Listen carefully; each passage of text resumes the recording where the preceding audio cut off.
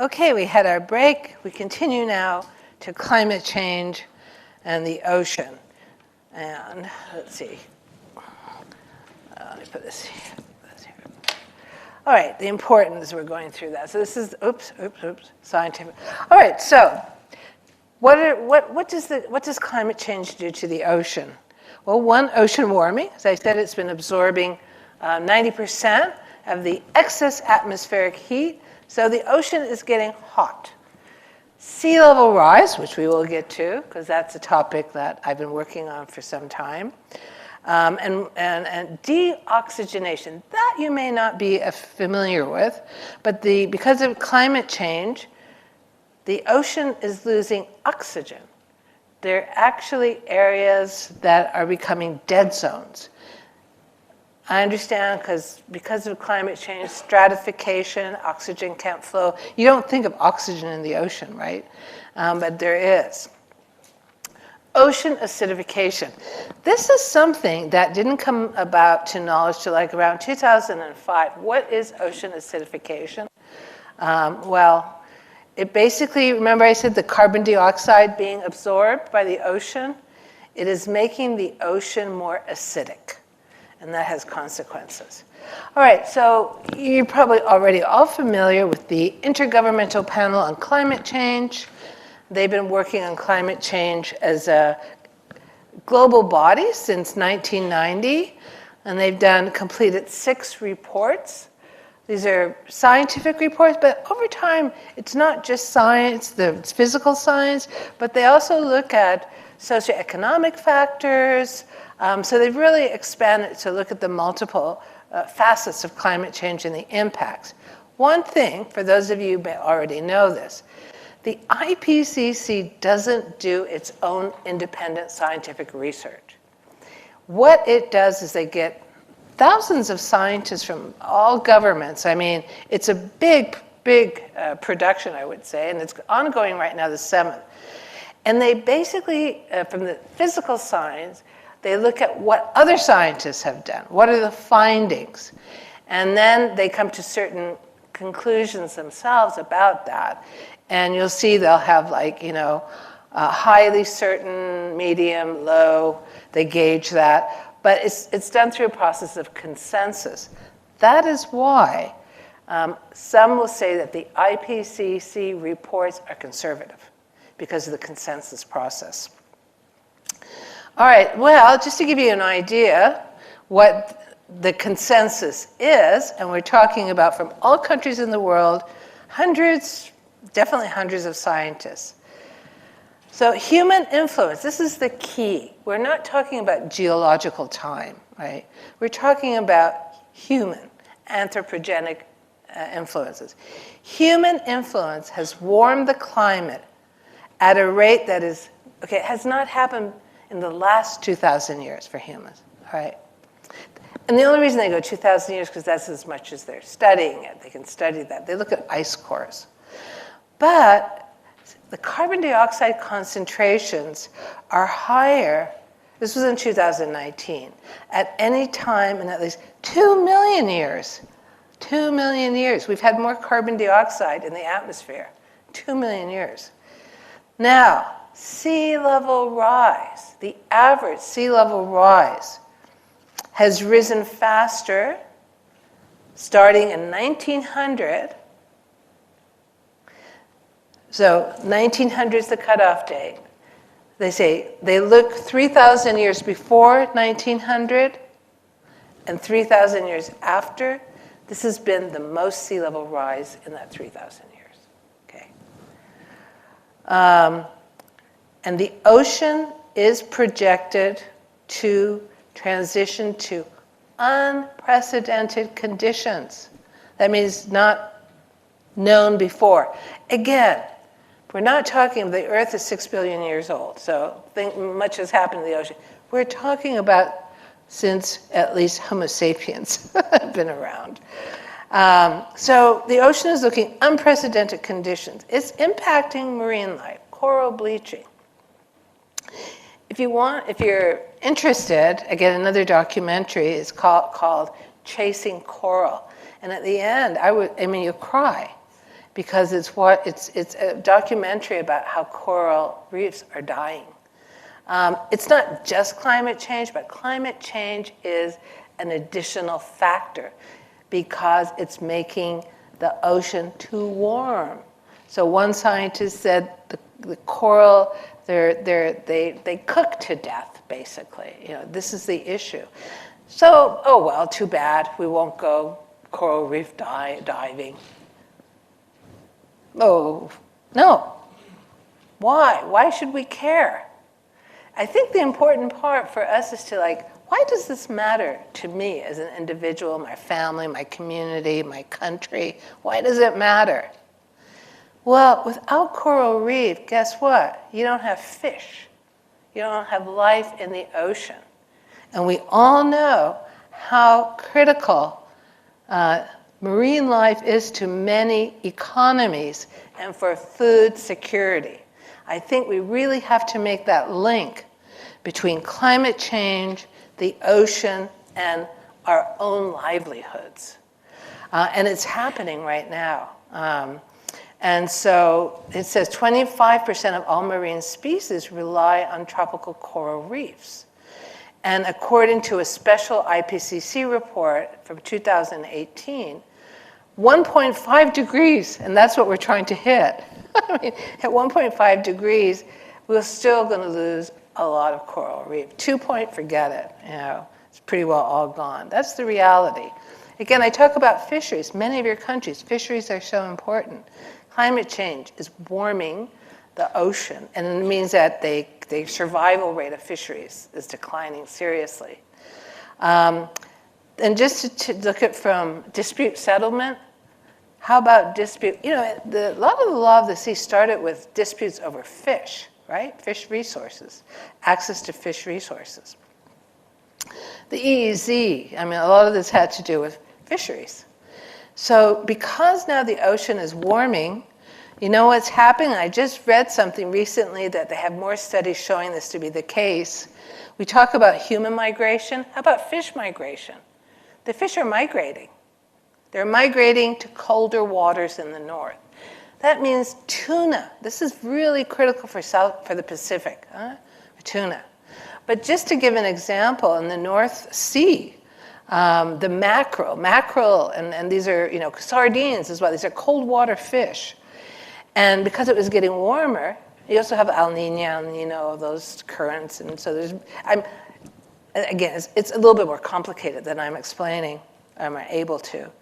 So what happened was the Atlantic mackerel, traditionally fished by Britain, Ireland, and Norway, started going north to the Faroe Islands and Iceland. And suddenly, wow, they found that they had this unexpected, bounty of fish. Well, this caused problems with the neighbors, EU, although Norway is not an EU member, but fisheries. So they actually had a political dispute about the mackerel at that time. Anyway, they managed to resolve that. But it's to give you an idea of how climate change and the ocean can impact politically as well, relations with neighbors. And it is impacting states. There's no doubt about that. All right, so that kind of gave you a background, but let's talk about sea level rise, and we're going to go into more in the legal issues. Sea level, so this is just showing sea level change rising. It just keeps rising, rising, rising. Why? The ocean warms, you boil water, what happens? That's what's happening to the ocean, it's expanding. Add to that, melting glaciers. Ice melt, Arctic, Greenland, melting at unprecedented rates again. So, and it's not coming back. This is the scary part. It's going to be, for the Arctic to freeze over means something really dramatic has happened. That means we're probably not around either at that point. So the Arctic is melting. And if you've been following climate change, or if you yourself have been a sea level rise, fan, you'll know that each projection the scientists give about the Arctic melting, it's more than we expected. The Arctic has heated up 4 times faster than the rest of the world. They've had record heats. What that means is that permanent ice is disappearing permanently. I have a whole other presentation about shipping, and there's so much, there's so much going on this issue, but we're not going to look at that today. The real worry for scientists, the Arctic is one, Antarctica, because those Antarctica, the glaciers, the ice, they're melting, and they're unable to predict. They have these, when we talk about icebergs breaking off, we're talking about little countries breaking off. It's not, these are massive, and again, they're shocked, and there have been lots of these. And so this is the concern. And for purposes for us to prepare for sea level rise, this is the reality. This is scientists' consensus. Even if we were to stop emitting greenhouse gases, completely stop, today, tomorrow, we are locked into climate change. And we are locked into sea level rise, not for the next 10 years, 20 years, 30 years. I was shocked when I first read this. For maybe 1,000 years. Can you believe that? We are locked into sea level rise for some centuries to come. So it's a question of how much. This is the critical issue.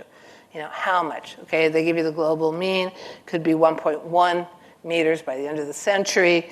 That means nothing, actually, because that's the global mean. Every region is different. And the farther you are from the Arctic, like the Pacific area, the more sea level rise will be felt. This is the reality.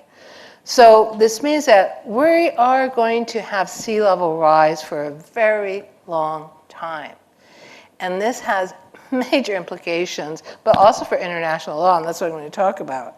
But I was quite shocked myself, but it's what the scientists tell us. It's accelerating. This is all what the scientists tell us, and it's by consensus. That's why I say this is not, some university somewhere maybe doing radical science. No, this is the IPCC, hundreds of scientists who get together, and they have, by consensus, all agreed based on the data that this is where we are. And sea level rise is accelerating. And the Antarctic sheets are melting. Very high confidence. Antarctic ice sheet, the loss tripled between 2007 and 2016. So I'm sure it's continuing. That's it. Anyway, it's here to stay. So this is just to give you a visual of that. But I wanted to, I put here this first page of this article. Professor David Caron he was a professor at Berkeley. He passed away way too soon. He really was a brilliant person, international law of the sea. He wrote about this in 1990. Can you believe that? In 1990, Professor David Caron wrote about the possible implications of climate change, sea level rise on maritime boundaries and baselines, and that's what we're going to talk about, all right? But this is the problem, is that since 1990s, there has been warnings, the common concern of humankind, 1988. Unfortunately, the response has been slow. And we are where we are right now, where mitigation is becoming increasingly more difficult, and it's more about adaptation. So now we get into the law of the sea part. I hope I didn't depress you too much. When I used to teach international environmental law in Turkey, I would always start off with apologizing to my class. I'm sorry, but I'm going to depress you because very little good news. But we do have good news. I think that even though all this negativity, I think the good news we will see is that international law is responding. It's just a question of making states do a little bit more. So the issues that David Caron back in 1990 raised and are issues that we are now addressing finally has to do with sea level rise and what happens to maritime boundaries, baselines. Do they change? Do we lose maritime zones?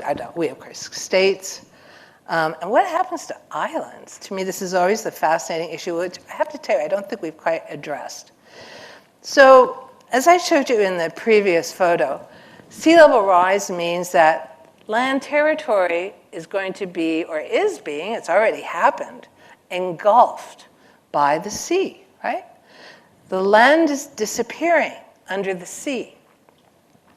Well, the Law of the Sea Convention, oops, I'm going backwards. The Law of the Sea Convention, remember, there was no climate change, no sea level. So imagine that you have an article, so the baseline, I call it, that is a fictitious line, there is no actual line there. But states, can draw a baseline from the low water line, okay? That's the normal baseline, from the low water line. Well, I don't think they would have picked the low water line if there was this knowledge of what the future would bring in sea level rise. But there it is. It's the low water line. There are exceptions where you can draw straight baselines. But the question is that very important critical baseline, okay? So if that baseline, which has been established by the coastal state, let's say, and it's, as I say, it's not really there, but legally it's there.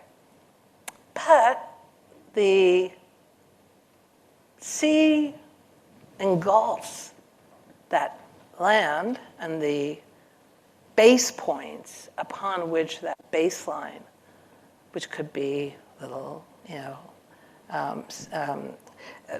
upon which it's based, what happens?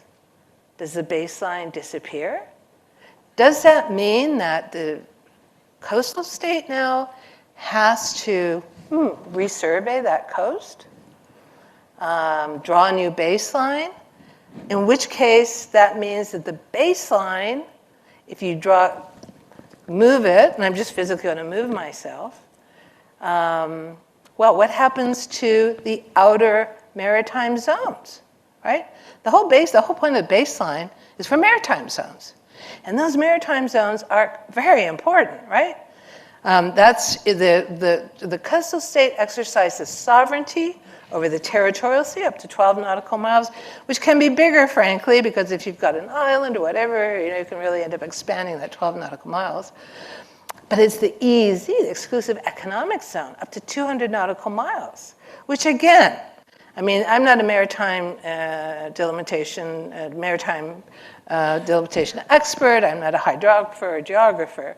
But as I will show you, hold on, some of these islands can generate massive exclusive economic zones because of the entitlements given to islands, and that can be accumulated.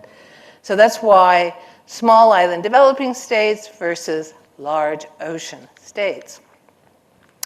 So the question is this: if that happens and you move your maritime zones landward, oh well, so what? It's like moving a chair? No, of course not.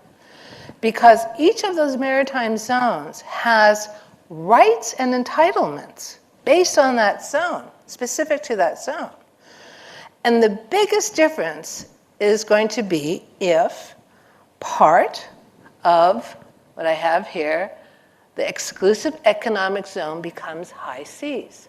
So the exclusive economic zone is this vast area that didn't exist before, remember? That's something that the Law of the Sea Convention created. And the coastal state has sovereignty rights, right? Not sovereignty, but sovereignty rights pretty well over everything. The fisheries, marine life in the water column and the seabed below. Of course, there's the continental shelf. Everything. The only thing that they don't is they still maintain freedom of navigation. Well, if that moves, and you saw some states that have these massive exclusive economic zones, it then can become part of the high seas. And guess what? Remember we talked about YBB and J? because no coastal state has prescriptive competence, enforcement competence. It's the flag state. So you go, I mean, it's just such a dramatic change to go from a coastal state that has complete access to everything, control and make laws, enforce them over the marine life, over oil, water, energy, everything, to open access. So the consequences are not de minimis. They can be quite serious. That is why the small island states were the ones who suddenly became very concerned about sea level rise and what that meant for their maritime zones. It's not the baseline. The baseline doesn't, it's just, as I say, it's not physically there, but it's all the entitlements that baseline creates. So, the big debate that I'm happy to tell you that I think we've finally come to a resolution of that. But the big debate for many years was, all right, baselines, are they ambulatory? And what does that mean, ambulatory? Well, do they move? Do you have to change them? Because remember, it's a low water line, and the negotiators, the low water line, they appreciated that probably there would be some change in that, although I doubt the degree that we see now. And then there were concerns, the other side was, no, we can fix the baselines, meaning keeping them where they are, the baselines, don't change them. Well, there was a problem. Then you have either you have a very large territorial sea suddenly, or you have a very large exclusive economic zone. So anytime you started preserving either the baseline or the outer limits of the maritime zones, there would be some aspect that would be what they may say inconsistent with the law of the sea. So it was scholars wrote about it, but it was a real issue as to whether the baseline had to be changed. You had some states who did regularly, well, maybe not regularly, but there are certain states, well, of course the Netherlands, they've been dealing with sea level rise for centuries. So they have legislation that this baseline is ambulatory. You have certain states that do change their baselines and maritime zones. The question was, did the Law of the Sea Convention require that in the face of sea level rise, states had to change their baselines to move with the sea? What about, here's another issue. Okay, that's the baseline. What about the regime of islands? What happens to an island? And this is something that the Law of the Sea Convention codified. So first of all, what is an island? Naturally formed, surrounded by water, above water at high tide. Now, here's the tricky part. An island that can support, and this is very strange language, but this is what they negotiate. An island that can support human habitation or economic life of its own gets all the maritime zones. You get the territorial sea, you get the exclusive, it's really the exclusive economic zone, the continental shelf, fantastic. But if you're a rock and cannot sustain human habitation, economic life of your own, you don't get an exclusive economic zone or continental shelf. It's all written in the negative. It's a very strange provision. So at the end of the day, the question became this. And there are many island states that have been supporting human habitation and economic life for a very long time, centuries. And now because of sea level rise, they are becoming increasingly submerged, one. But it's not only that. It's that sea level is intruding into fresh water, all right? Sea level is preventing agriculture. Sea level rise is preventing livelihoods, and consequently making these islands uninhabitable. What happens? Does the rock, does the island that has all these maritime zones devolve into a rock? We don't know. We really don't know. There just isn't, there's only one situation where UK claimed this island to be an island. It's called Rockall. And then the UK agreed, okay, it's a rock, all right? But other than that, we don't have much state practice in this. And also the question, if it becomes a low tide elevation, then gets absolutely nothing. So these are really critical issues that the law of the sea, state practice, doesn't answer.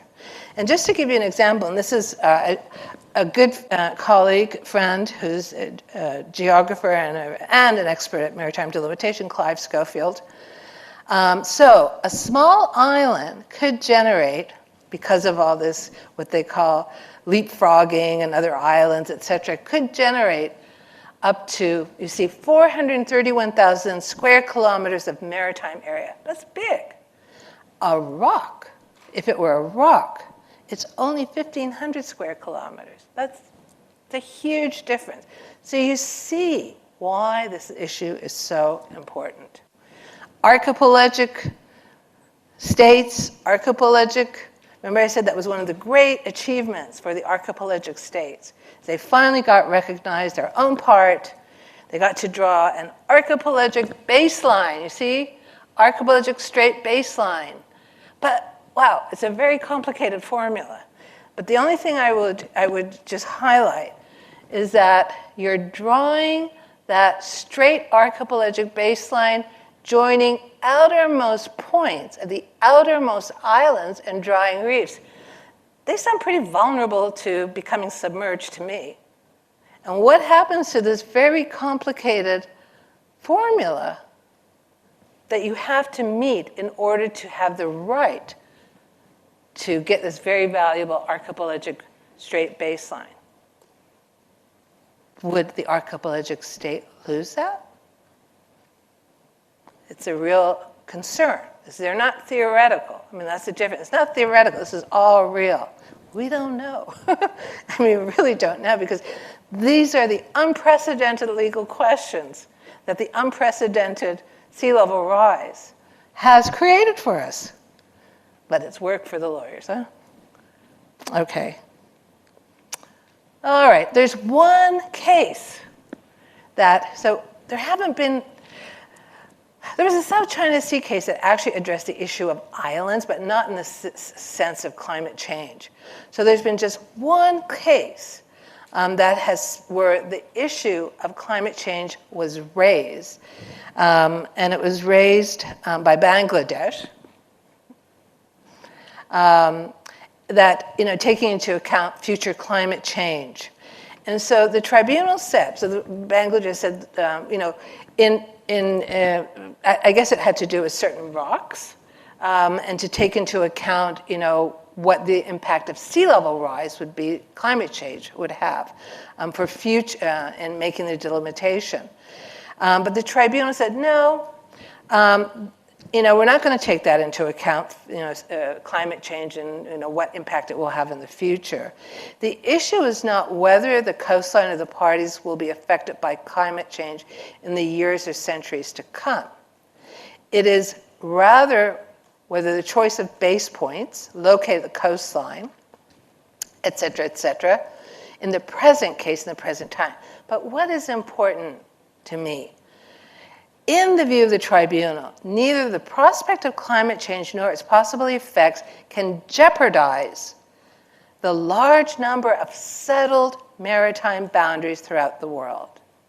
And this applies equally to maritime boundaries, and by agreement and those established by international adjudication. I read this basically to say that once those maritime boundaries have been established duly in accordance either by agreement or adjudication, they don't change. So this is one case. All right, now, as I said, the small island, the Pacific island states have been really at the forefront of sea level rise. And I know Australia has been very supportive and active with them on this. And one of the big projects has been in It's a vast area. These islands are thousands of miles apart. But to finalize their maritime zones and delimitations, to come to agreements. And so, and they've been working on this for many years and have, I think, made great progress.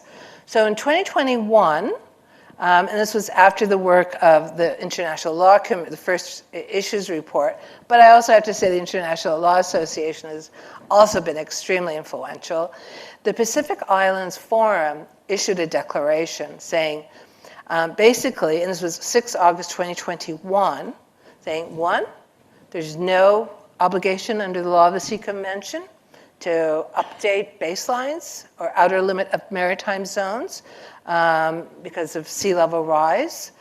And basically, once we've delimited our maritime zones, we've submitted Secretary General, we've done everything we're supposed to do, under the Law of the Sea Convention, that's it.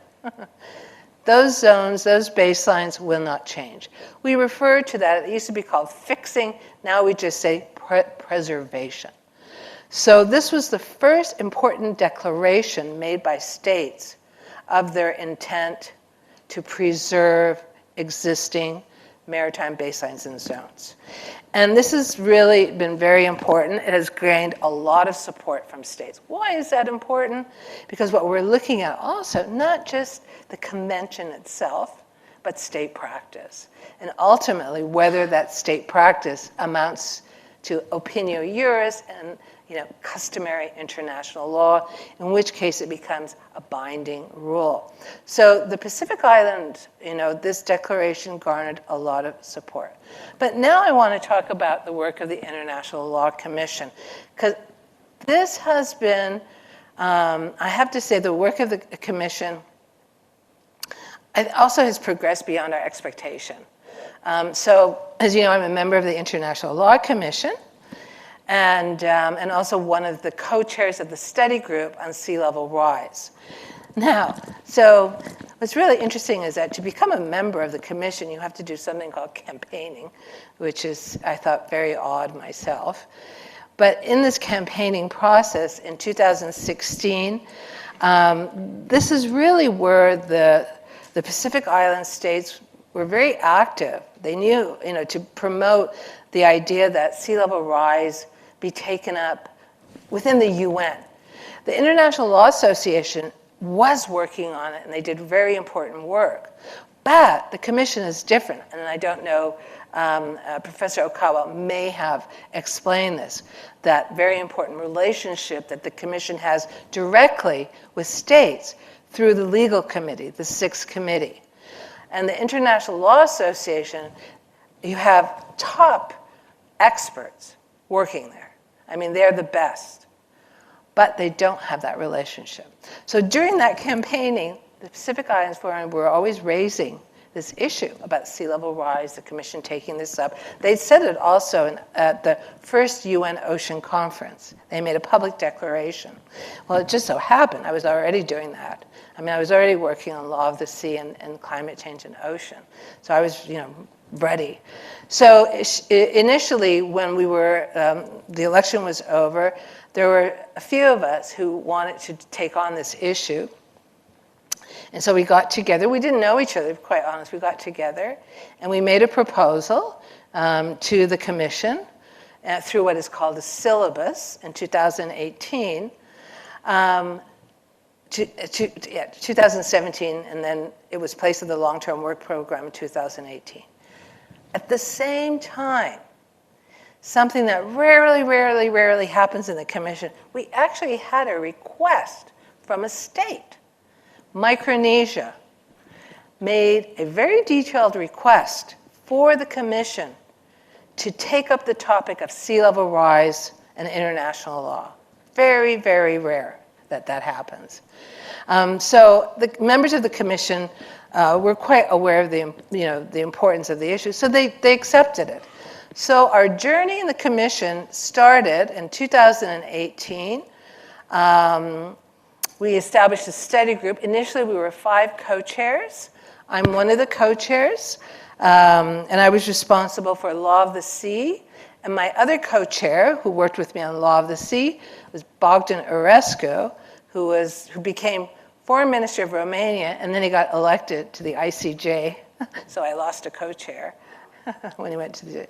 Patricia Gavautelis, who worked on the protection of persons and human rights issues, and Juan Jose Ruda Santalario from Peru, and he worked on the statehood issue. So these were the three issues. I'm presenting today on the maritime issues, but also at the time there were questions about if a state, we used to say sinking, now we don't use that terminology, but if a state is submerged, its territory, land territory becomes submerged, what happens to its status as a state? You know, again, there's never been a case where a state has physically disappeared, not politically, physically disappeared. And so, no answer. You know, okay, what happens? So we looked at that as well, and to that. And the way we did it is, this is the first time, we also had Yacoub Cissé from Côte d'Ivoire, and he worked on the African practice in the law of the sea. So the way we did it, we were 5 co-chairs. Again, we were pretty innovative. Commission in 75 years had never had 5 co-chairs. And I'm happy to say we all got along, thank goodness, because it's quite, you know, it could be very, very difficult if you had major disagreements, but we didn't. And so the first issues paper was prepared by myself and my co-chair, now ICJ Judge Bogdan Orescu, where we did a mapping of the issues on the law of the sea, the maritime zones. We did an additional paper to that first issues paper. And there we went beyond just looking at the, okay, you know, maritime boundaries, low water line, you know, the stuff I showed you up here. What happened? But then we looked at certain principles like permanent sovereignty over natural resources, very important, particularly if you're talking about marine resources, the exclusive economic zone. Equity, also important. Immutability of boundaries. Fundamental change of circumstances. Under the Vienna Convention on the Law of Treaties, fundamental change of circumstances can be a reason to terminate a treaty. And the question was whether that applied to sea level rise in the case of maritime boundaries. And secondly, whether maritime boundaries would fall under the exception to that rule, right, under the convention, Vienna Convention, for boundaries. Because there were those who argued that that applied only to land boundaries and not maritime boundaries. So these were the issues. And so in total, the co-chairs did 4 separate papers. But this was the important one, was the final consolidated report that we finished this year in May. And it was adopted by the Commission, I want to say consensus, unanimously. And I don't know how much Phoebe told you about the Commission, but let me tell you, it can be a very tough audience, the Commission. They're not easy, very rigorous. In fact, our first issues paper was very, we had some very heated debates about that first paper. So the fact that within a relatively short period of time, we were able, of course we also changed members of the Commission, we were able to reach unanimous agreement on the final conclusions, which I will get to, I cannot underscore how important that is. Because it also gives greater credibility and legitimacy to that outcome, and it's so important. So sea level rise started in the Commission, its entry into the UN, because the Commission is a subsidiary body of the UN. So it entered through the UN, and it was discussed by the 6th Committee, and there was support, but it was really seen at that time, in 2018, 2019, 2020, a little bit more like, oh, it's a regional issue, it's the Pacific Islands in particular, and there was sympathy for, but it wasn't really seen as kind of a cross-cutting global issue. That changed In 2023, the UN Security Council, but again, thanks to our friend Malta, under the presidency of Malta, the Security Council held the first ever debate, the debate on the global implications of sea level rise. And Secretary General Guterres was there, made a very compelling speech. States were there. And again, I have to say, a lot of firsts. It was the first time, 75 years, that the Commission was present and represented and spoke at the Security Council. That just shows you the importance. And by that time, at the Security Council, states were expressing support in favor of an approach for preservation of existing baselines and maritime zones, not ambulatory, right? So by 2023, we see that. Then, just again, how this issue became increasingly a priority issue in the UN. First, the president of the General Assembly in 2023, of course, he was also from a small island Caribbean state, organized what was the first informal plenary meeting of states. But that then turned into a formal, high-level plenary meeting of the General Assembly in 2024. High level. That means that you had the presidents, the prime ministers, 4 ministers, going to this only on sea level rise. Only. That was the only issue. And it was an existential threats of sea level rise. Now, what's interesting is that when this proposal was made for this high-level UN General Assembly sea level rise meeting, there were many states who said, wait a minute, it's too early because the Commission is still working on this. And well, we were delighted to have the support. It's true. We were making great progress. And if this General Assembly, because General Assembly gets together to do what? To adopt a resolution. It was too early. We hadn't completed our work. So the solution was they split it in two. So this was the first one, was 2024, in anticipation of our final report, which we did this year. And the second one will be in 2026. And our final report from the Commission, I have no doubt, is going to feed directly into that. So you see how the multilateral system is working, actually. The Pacific Islands, and they're, small island states. They're developing states for the most part, but these are not states that have the most powerful voice in the UN. But sea level rise, climate change has given them that voice and power. And I think, to me, it really demonstrates how, with very clear vision, target, and goal, the multilateral system then comes into play. They initiated that, they provoked that. And I think this is one instance we're seeing in sea level rise, where states are really responding the way they should be. So I see this a very negative situation, but showing a very positive side of the multilateral system, like BBNJ. BBNJ is the same thing. ALCO members and sea level rise. So what I want to show here is, as I said earlier, for the Commission, our work is the progressive development of international law, its codification. And it is a subsidiary body of the General Assembly charged with that. And it is the relationship we have with states through the Sixth Committee is really a very important part of our work.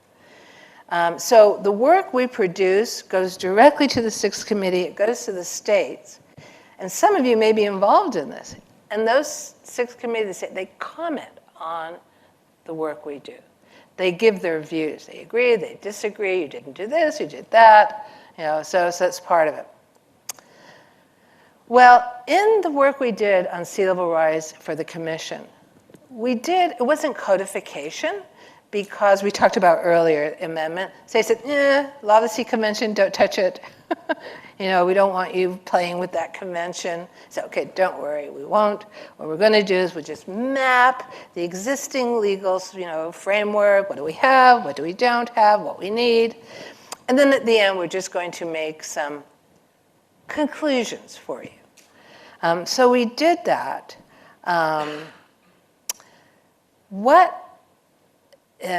So in our reports, they would comment.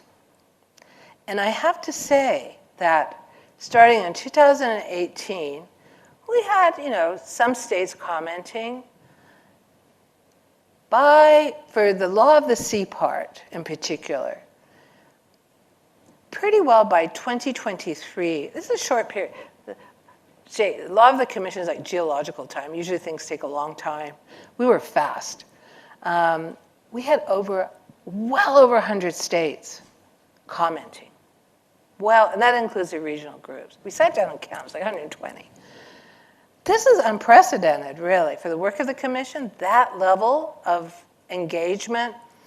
And by the end of it, and that's what I'm going to show, by the end of it, and in our final report, in our final consolidated report as well, we said we now have a convergence of views. That is so rare.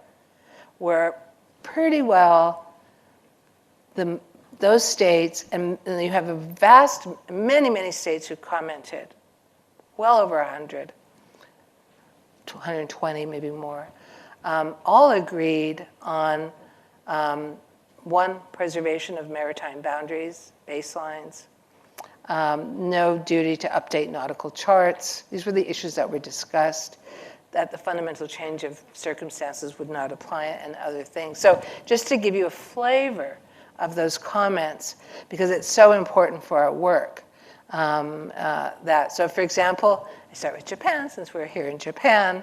Japan was one of the early supporters, and in fact gave a very, very clear and powerful statement in the Security Council, stating that its support for preservation of baselines and maritime boundaries in relation to sea level rise. And I think very important coming from Japan. Japan is an influential state. Vietnam, Thailand. So Vietnam. So the overarching concern for this preservation of baselines and maritime zones that states expressed throughout the Sixth Committee was the concern of preserving not just baselines and maritime zones, but legal stability, certainty, and predictability. Imagine what happens if sea level rise was accepted as a reason for another state, a neighboring state, to challenge maritime boundaries that had already been agreed to or adjudicated. What happens to legal certainty? What happens to relations? It's a Pandora's box. And states understood this.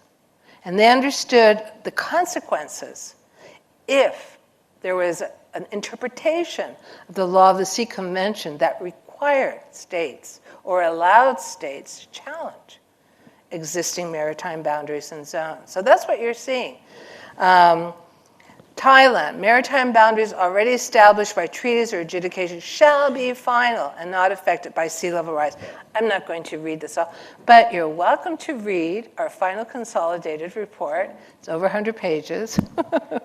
Welcome to read, where we go and we give great detail of all the states and their comments on this. Jordan, so one thing we stressed in the final report was that it was cross-regional. This was no longer just the Pacific region.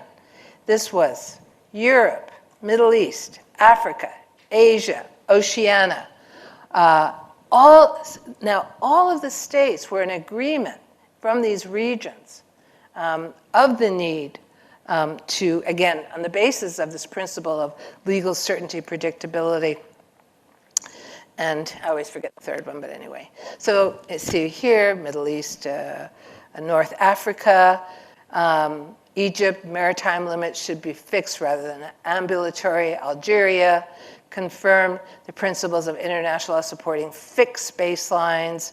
Jordan, that any outcome should take into account legal certainty, equity, and stability.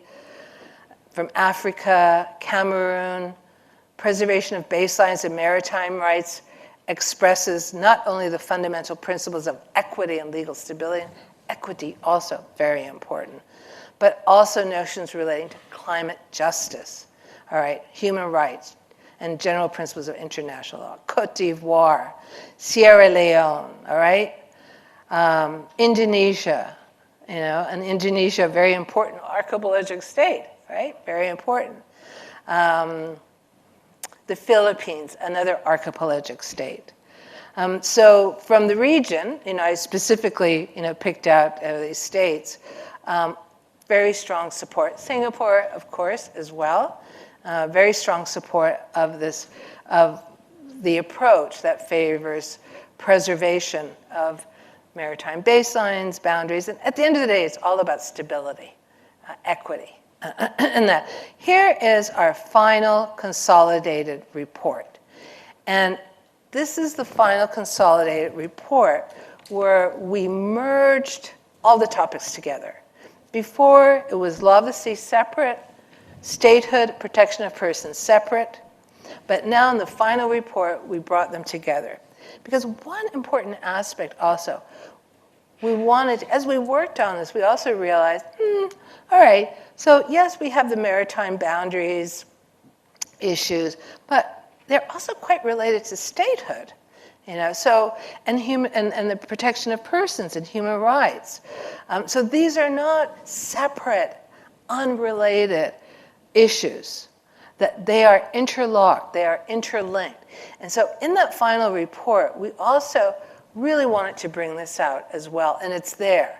It's there. It really shows you that, if you're preserving one set of rights, you're also preserving another set of rights, and it goes on. And at the end, it's really about preserving existing lawful rights. So in our final consolidated report, we have two, I should make it clear. The final consolidated report is the report that we prepared by the co-chairs. And that's the one that's over 100 pages. The final report of the study group is only about 12 pages. And that's the key. That's the one that was adopted unanimously, and that is really the one that will be, I think, used the most. So the point made here in this consolidated report, so in 2020, our very first issues paper that we prepared, we said, well, we're looking at state practice, we're looking at comments by states. At this point, it's really too early to say that there's any practice common that, or even a regional, looking to the Pacific, is there a regional customary rule? It's really not there. Well, 2020 to 2024, things change radically. And again, in fact, one member of our study group, when we were discussing our final consolidated report, which really maps out, that cross-regional expression of support and convergence of view, said that this may be the first time where the commission has actually provoked state practice. And I think it's true. I think the work of the commission actually provokes states to examine, okay, what is my position on sea level rise, baselines, what do I think about this? Gosh, this is important actually. And so I think it's very true that the commission did play that role. So since 2020, we have seen, we said since then, a very strong trend indeed, a convergence of views. That means they've all come to the same endpoint, and they have. We didn't have a state that said no. we had maybe a few states that just really kind of kept quiet or just were, well, we're not deciding. Like, even the Netherlands was, not a little more, but not one state disagreed openly. And you had states who changed their mind. For example, Colombia, the UK. Last year, the UK was like very happy. Said, "Oh, guess what? We now have this great new position. Yes, we're recognizing, preservation of rights, and now the Commonwealth, the Commonwealth of countries, they also adopted another declaration. So it's like a domino effect happened. It's like that's the thing now." And I have to say, I agree. I think the Commission really played a role of a provocateur. Not knowingly, but it happened that way. So, again, this becomes our mantra. You get to memorize it, but it's important. So we said we made certain conclusions, and these conclusions just reflect the statements made. So these are the conclusions based on what states, not what we think, what states have come convergence. All right, 1, UNCLOS doesn't require baselines or maritime zones to be modified because of climate change and sea level rise. There's nothing in it. If you want to, be my guest, but you don't have to. Preservation of baselines and maritime zones is directly linked to stability, certainty, and predictability. States said this. This is not our conclusion. There is no obligation under the Convention to review baselines and update nautical charts. This was a big debate in the Commission. Some Commission members say, "Oh, no. You have to update your baselines, and because you have to update it on nautical charts for safety of navigation." Well, we proved that to be not true. We got information from the International Hydrographical Organization, IMO, but most importantly, states. And safety of navigation and nautical charts is separate from baselines and maritime zones. So the notion that updating of baselines was necessary to update nautical charts was not true. So that became clear, and states agreed. They all agreed with this. No one disagreed. The principle of fundamental change of circumstances cannot be applied to terminate or suspend maritime boundary agreements. States were very clear on this. Very clear. There was not one state that said otherwise. And they could have. There was plenty of opportunity to do that. Oh, you're not going to say disagree now, are you? Go ahead, I'm just teasing. I have a hands up there on fundamental change of circumstances. Now, scholars did, though, I have to tell you. Scholars did. There's scholarship who's trying to argue that fundamental change of circumstances does apply, yet the states... Thank you very much, Professor. I'm afraid this might be a very basic question. No problem. When there is new islands, thanks to volcanic activities, can those new islands change baselines or maritime boundaries? So that question comes up. So it's not basic, and it's a question that comes up. But that question was never addressed directly because this is all focused on the context of climate change and sea level rise. So that's important.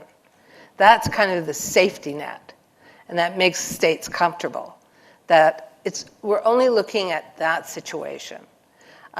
Volcanic eruptions, new islands, we put that in a different category, and the states can work that out. Islands are always very controversial, frankly. But it's a question that comes up. However, states did not bring it up. You know who brings it up? Scholars, when we're talking, the commission members, but it was never raised by any state in the Sixth Committee. And what we were doing is we were reflecting what the states are stating. Also, not just in the Sixth Committee, they also provide us their written comments. So we had many states, well, maybe I shouldn't exaggerate, but quite a few states sending quite detailed written statements about their position on this. And that was never raised. So, another thing that was never really discussed is this issue of islands to begin with. If you note, I haven't said anything about whether an island becomes a rock or what happens. That was never. And we touched upon it in our first issues paper, but one thing I know, and again, I'm from Turkey too, this is a controversial issue, islands and international relations. So we kind of so we'll see. But I think the issue, how far can you take the preservation? Does it go to this issue? We'll see. Something to write about. Thank you, though. I have to watch. Okay. So again, what was important that we highlighted in the final consolidated report? All right. Again, it's states that matter in our work. It's not what I think, not what the Commission per se thinks. Well, the Commission's views are important, but at the end, we're looking also, it's based on states. And so it comes down to, all right, are we now looking at emergence of possible customary international law rule, which requires state practice, but you have to have the opinion. What's very important is that other states also recognize emerging state practice. Amongst those, of course, this is the pre-current administration, United States, recognize new trends are developing in the practices and views of states on the need for stable maritime zones. Now, U.S. is an ambulatory baseline state. So the U.S. made a decision that was quite important because they really were for the ambulatory approach. But they then made a policy decision, this was under Biden, that they would not challenge lawfully established, recognized maritime boundaries, baselines, because of sea level rise. All right, and that reflects that. European Union, at the beginning, I have to tell you, it was not clear Europe, huh? Yeah, European Union. So this was not so evident. We had discussions, but European Union also came on board, and their states, of course, and noted with great satisfaction that an ever-increasing number of states had expressed the view that the Law of the Sea Convention didn't forbid or exclude fixing or freezing baselines, etc. Germany has been very active on this, I have to tell you.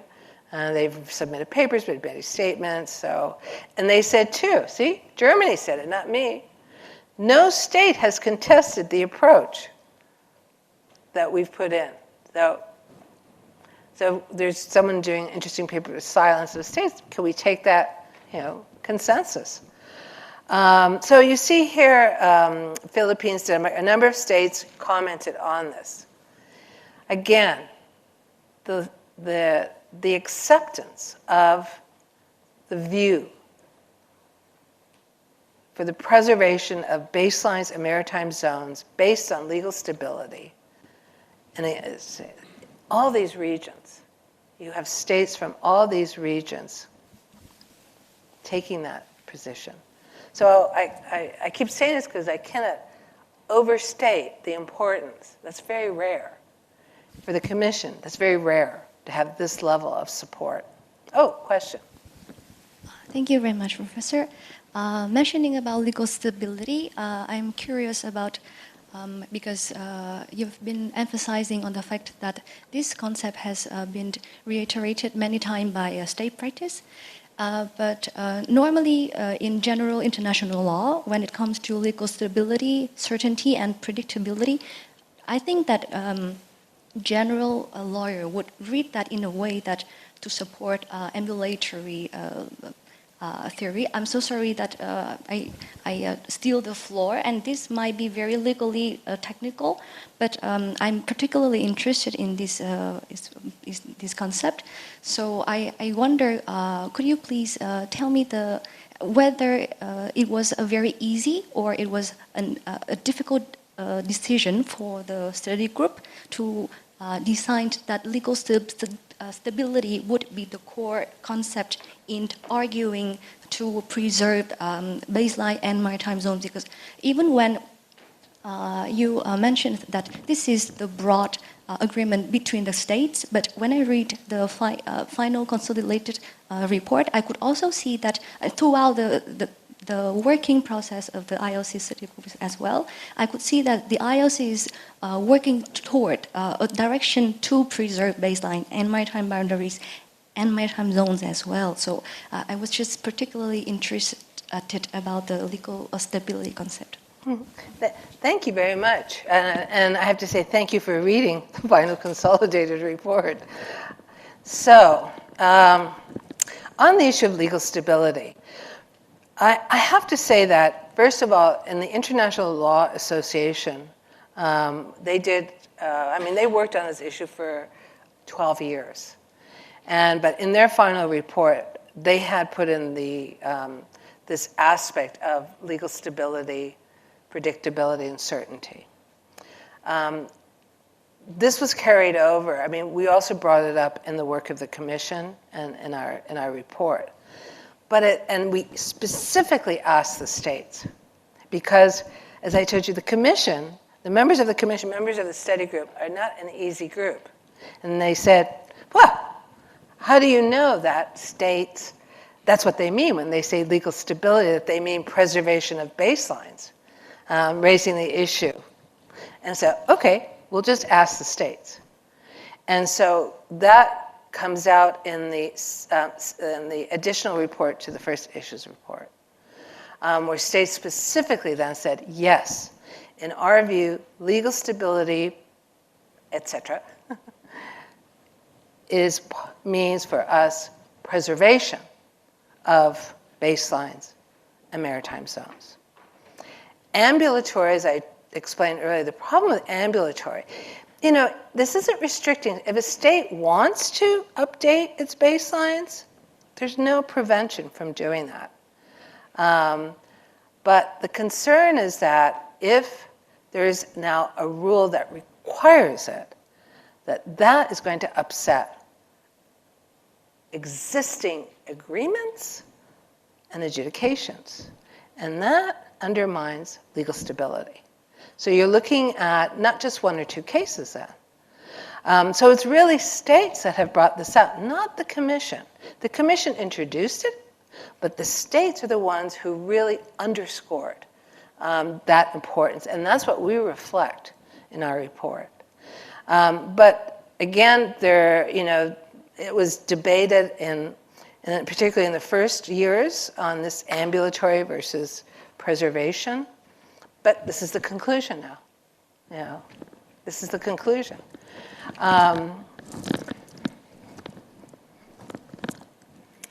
Okay, so there's a lot of conclusions, so I just want to. So yes, we already have those there. Also, too, and the fundamental change of circumstances. I haven't put it here because I wasn't sure, and I want to get now, maybe talk a little bit more about the advisory opinions. Of course, on the statehood and protection of persons. So on the issue of statehood, we had debates in the Commission whether we could come up with a rule just for sea level rise and statehood. There was a debate on this.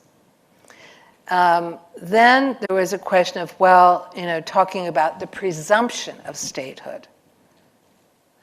But by the time we got to the final meeting of the study group, that presumption turned into simply continuity of statehood. And that's what you'll see in the final report, is they no longer just talk about a strong presumption, but that sea level rise should not be a reason for loss of statehood, and this is the continuity of statehood. So that was important as well. We also had, as I said, these interlinkages where we're showing that preservation of baselines and maritime zones, we kind of link them together, is also important for territorial integrity, sovereignty, permanent sovereignty over natural resources, and the self-determination rights of peoples, right? So all of this is linked together, and for statehood. So the next steps we go into is, okay, so what are the next steps? Because that's what states are expecting from us. So what are we supposed to do now? Two ways. One is you can go through interpretation.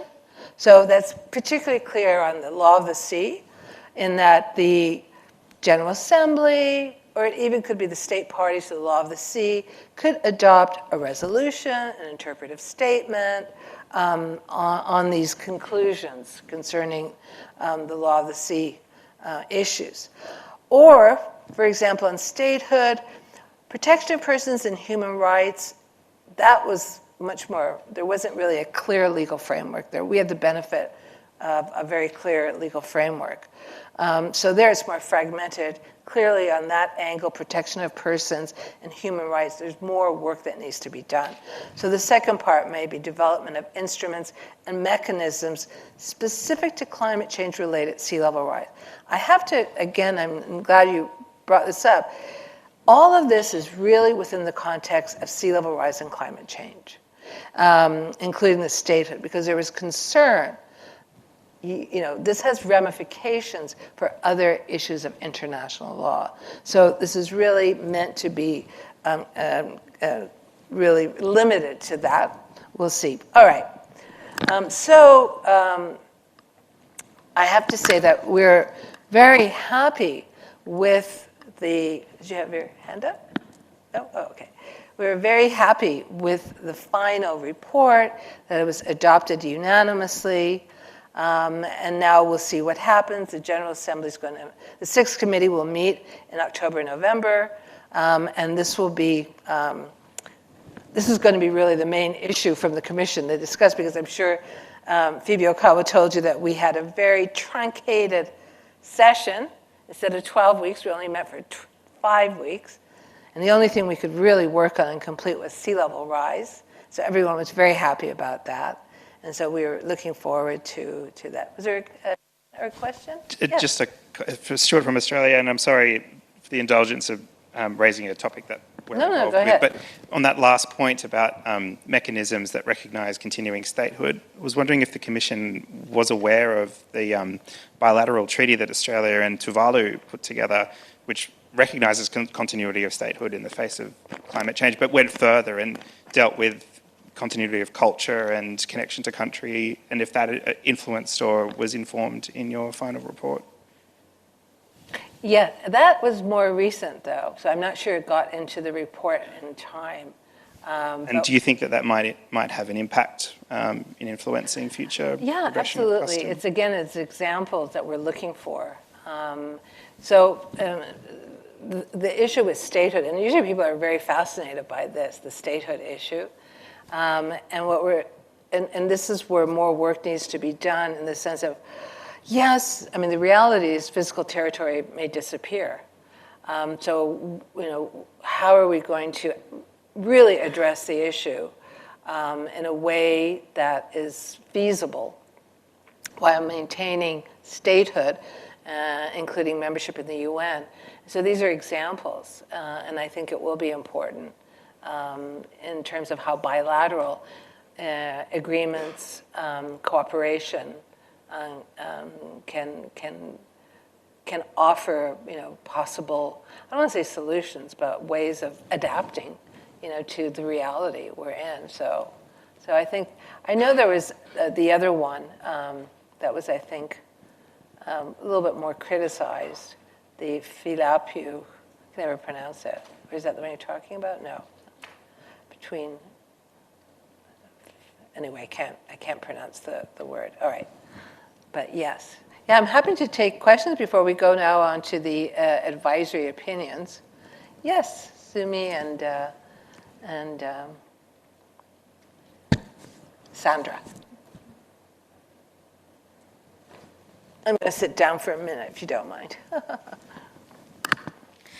Thank you very much, Professor. This is very real, and is something that we are living nowadays. It's not politics, it's not books, it's not theory, it's happening. In Seychelles, we are seeing it. We are having projects to protect the coast. in places where the sea was far from the road, now we see sometimes the sea bringing sand into the road and water. And we are seeing houses that had a beach at the back, and now they don't have a beach at the back, which means we are losing territory. But I wanted to ask this question. I am extremely happy with the outcomes of the work of the Law Commission. I was not expecting it. Actually, the seats were very worried about it. You are right when you mentioned that we were one of the first to bring the issue about, because it's very worrying for us. However, in the case of actual, that an island actually disappears, the territory of an island disappears, is there any plan about the population?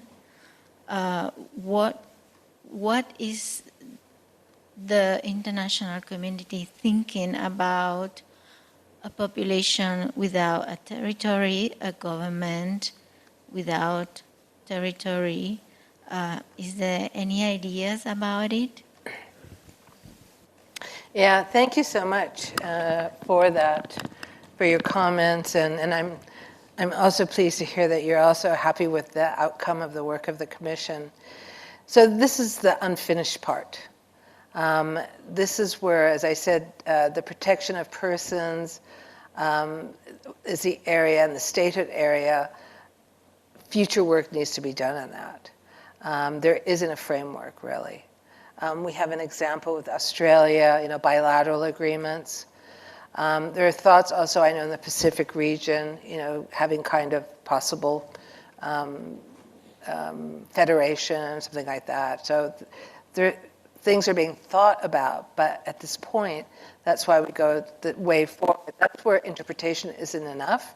You really need to now start developing new instruments, new mechanisms.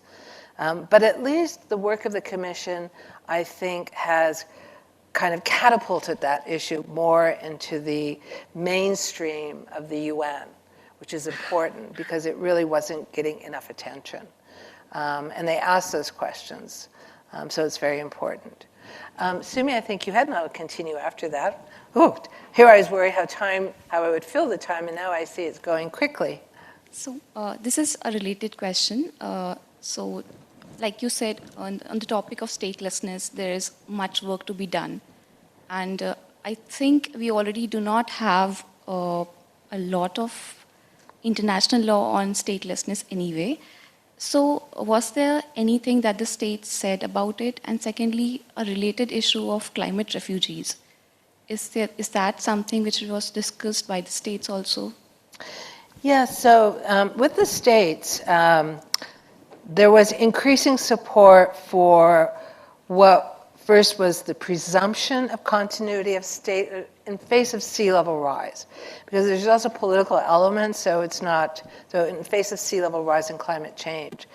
And in fact, I didn't put up, but in 2023, the Pacific Islands leaders adopted a second declaration that specifically reflected the understanding of a strong presumption for continuity of statehood. We went further. No, they said principle. I'm sorry, principle continuity. So we also went from presumption to continuity of statehood. So there is, but there are still some questions, and I think the biggest questions were the practical issues, like how will that work? How can you do this? How can you have a governance, on that? But I think the idea that, I think all states, equity was very important.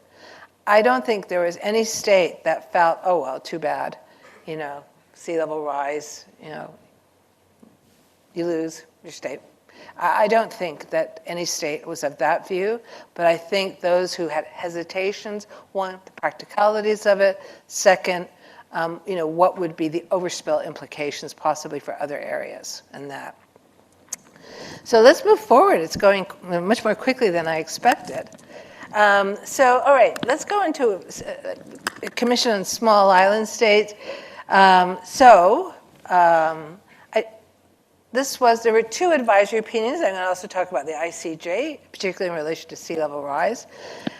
So this is like the era of advisory opinions. It's really amazing.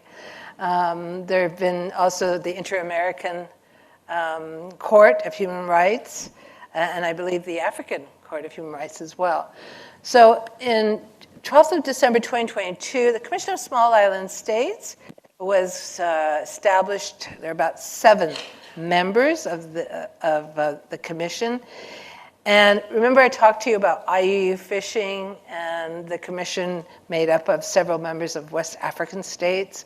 So this was a similar commission, but this time they brought a request for an advisory opinion to the International Tribunal for the Law of the Sea. Oops. Oh, okay. No. All right, I think I missed something. All right, sorry. I think I may have made a mistake. All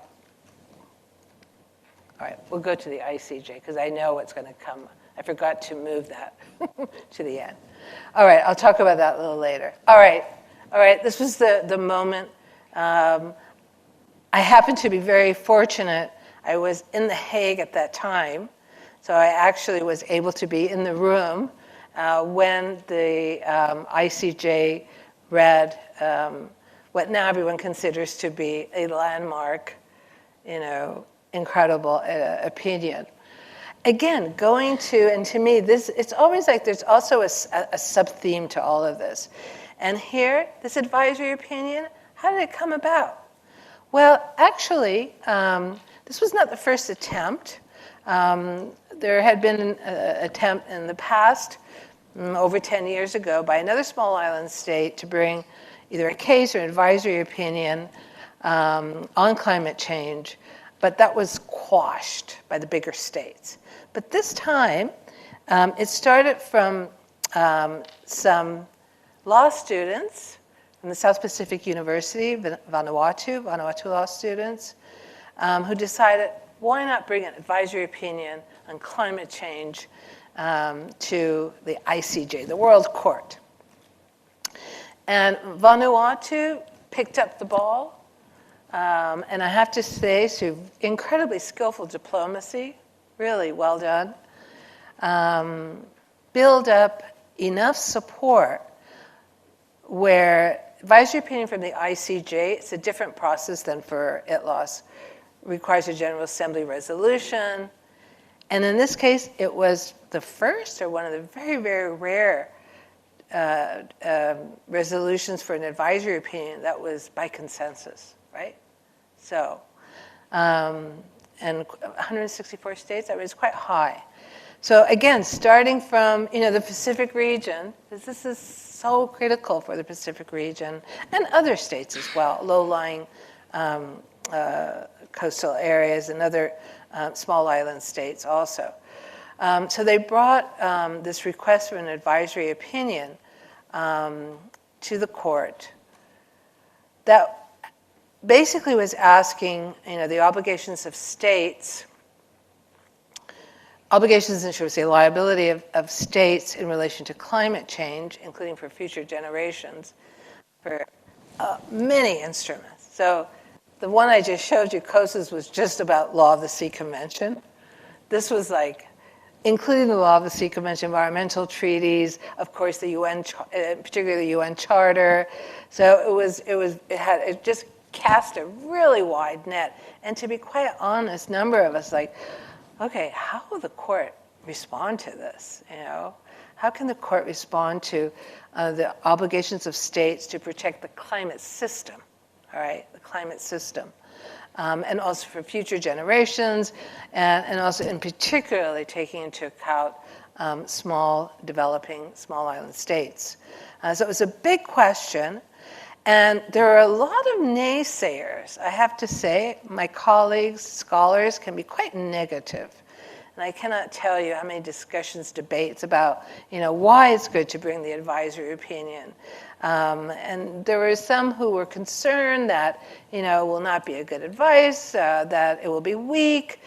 Number one, it's the International Court of Justice. We've got 15 judges, very different backgrounds. Hard to gauge, what their positions would be on these issues. Some may be already quite, attuned to climate change, others less so. Of course, we also had a change of court membership during this time. But, when the court started reading out the advisory opinion, which started immediately with the science and making very clear already the court's position, how critical climate change was and the role of science. So right then we got a hint that this actually may be a good opinion. And 2 hours, it took 2 hours for poor Judge Iwasawa to read, drinking water, that opinion. But I can tell you that everyone there and outside, and I think everyone watching online was in absolute rapt attention. And sometimes I saw one colleague describing, you could hear gasps in the room. You really could, because it was unanimous to begin with. Not only was it unanimous, but it was really very powerful. I mean, the court established very high standards for states to meet on this. It's over 100 pages. I can't go through the advisory opinion, but what I can go through is the law of the sea aspects. So I didn't put it here. And this is why I apologize for getting the order a bit confused. But before this, there was the advisory opinion that was brought by this Commission on Small Island States. And there it was brought to the International Tribunal for the Law of the Sea, but specifically asking the question about state obligations for protection and preservation of the marine environment and for prevention of pollution. So it was limited. There was nothing about maritime boundary zones, nothing like that. And in that decision, number one, ITLOS, first of all, recognized that greenhouse gas emissions can constitute pollution under the convention. So that was a first. And the tribunal then went on to express the due diligence obligations of state parties to the convention to prevent pollution from greenhouse gases by taking all measures necessary, right? And established a stringent due diligence obligation. Stringent. Stringent is not in the convention, all right? That is something. And why? Because of the science and because of the seriousness of climate change. And also, the tribunal said there was an argument by some states, I have to hurry, that Paris Agreement, the climate change Paris Agreement, because it came after UNCLOS and because it specifically addressed climate change, that's the one that matters. It's the Paris Agreement. UNCLOS, the tribunal said, sorry, no. Remember I showed you Article 192, 194, very clear, strong obligations. The court said, those are the obligations that matter, all right? So it made very clear. There's a lot more, but I'm going to go a little faster because what's important is that one of the questions that people were having, how will the International Court of Justice treat this previous decision by ITLOS? Because there's always been this sense that, the ICJs, the World Court, kind of, like Zeus on top of Mount Olympus, and ITLOS is, young kid on the block, and, will they really care what ITLOS said? So everyone was kind of waiting. I have to say, and I'm sorry I didn't put that there, the ICJ exalted the tribunal, saying, "Well, the tribunal now has had many cases, you know, and and they've decided on this, and we give great importance, even though we don't have to." I'm paraphrasing, even though we don't have to take into account these other courts, you know, like ITLAS, we do, and they gave great importance to it, great weight. And so after that, anything that had to do with the law of the sea issues, UNCLOS, they just basically cited ITLAS. And I think the judges at ITLAS must be very happy. They got a very important stamp of endorsement and approval. Now, one thing, though, in this IAC, and this is the important part, this is everything, forget anything else in that advisory opinion, which is really excellent. This is the one that matters. They address sea level rise. Well, partly because I think my former co-chair, now Judge Bogdanorescu, had worked quite a bit on this issue. So the court said, the court notes that many participants voiced strong concerns about sea level rise and its implications for stability of maritime zones. It's true, many states, even though it wasn't part of the question, many states, coastal states and the small island states, of course, Pacific Islands, raised the issue of sea level rise, maritime boundaries, etc. And so they say that, and then the court went on to say, okay, this is the part we love. The court is aware of the work undertaken by the ILC on sea level rise. They don't normally do that, in relation to international law since 2008. The final report of the study group on sea level rise, shows a convergence, that's the big word, remember? Convergence of views among states across all regions. See, it's important. In support of an absence of an obligation of state parties to UNCLOS to update charts or lists of geographical coordinates, et cetera, et cetera. It goes on more.